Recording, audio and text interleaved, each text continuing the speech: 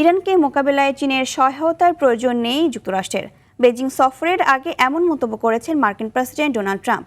মধ্যপ্রাচ্যের যুদ্ধ, হরমুজ প্রণালী সংকট ও বৈশ্বিক জ্বালানি বাজারে অস্থিরতার মধ্যেই 3 দিনের চীন সফরে রয়েছেন তিনি। বুধবার বেইজিং পৌঁছানোর পর বৃহস্পতি ও শুক্রবার বৈঠকে বসবেন ট্রাম্প ও শি জিনপিং।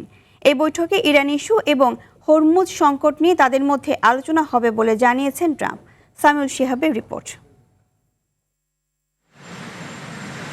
যুক্তরাষ্ট্রের প্রেসিডেন্ট ডোনাল্ড ট্রাম্প তার বহুল প্রতীক্ষিত চীন সফর শুরু করেছেন। স্থানীয় সময় মঙ্গলবার বেইজিংয়ের উদ্দেশ্যে রওনা হন তিনি। এয়ারফোর্স ওয়ানে ওঠার আগে সাংবাদিকদের সঙ্গে সংক্ষিপ্ত আলাপে ট্রাম্প বলেন, হরমুজ সংকট ও বৈশ্বিক তেলের বাজার নিয়ে শি জিনপিংয়ের সঙ্গে দীর্ঘ আলোচনা হবে তার। তবে ইরান পরিস্থিতি মোকাবেলায় চীনের সহায়তার প্রয়োজন নেই যুক্তরাষ্ট্রের। ট্রাম্প বলেন, যে কোনো উপায়ে ইরানের বিরুদ্ধে জয় নিশ্চিত করবে ওয়াশিংটন। ইরান পরিস্থিতি পুরোপুরি যুক্তরাষ্ট্রের নিয়ন্ত্রণে রয়েছে বলেও দাবি করেন মার্কিন প্রেসিডেন্ট। ইরানে আমাদের কোনো সহায়তার প্রয়োজন নেই। শান্তিপূর্ণভাবে হোক কিংবা অন্যভাবে আমরা জিতবই। ইরান পরিস্থিতি পুরোপুরি নিয়ন্ত্রণে আছে।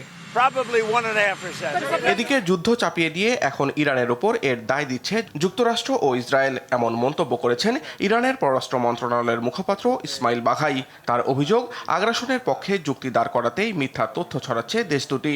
বার্তা সংস্থা রয়টার্স বুধবার এক প্রতিবেদনে জানিয়েছে, ইসরায়েল ও যুক্তরাষ্ট্র ইরানের যুদ্ধ শুরুর পর দেশটিতে গোপনে হামলা চালিয়েছে সৌদি আরব। এর মধ্যে হরমুজ প্রণালীর নিরাপত্তা নিশ্চিত করতে বহুজাতিক প্রতিরক্ষা মিশনে বড় ধরনের অস্ত্র সহায়তার ঘোষণা দিয়েছে যুক্তরাজ্য। হরমুজ বিষয়ে জাতিসংঘ নিরাপত্তা পরিষদের খসড়া প্রস্তাবেও সম্মত হয়েছে 112টি রাষ্ট্র। The Security Council is called to order. Samiul Shihab, RTV।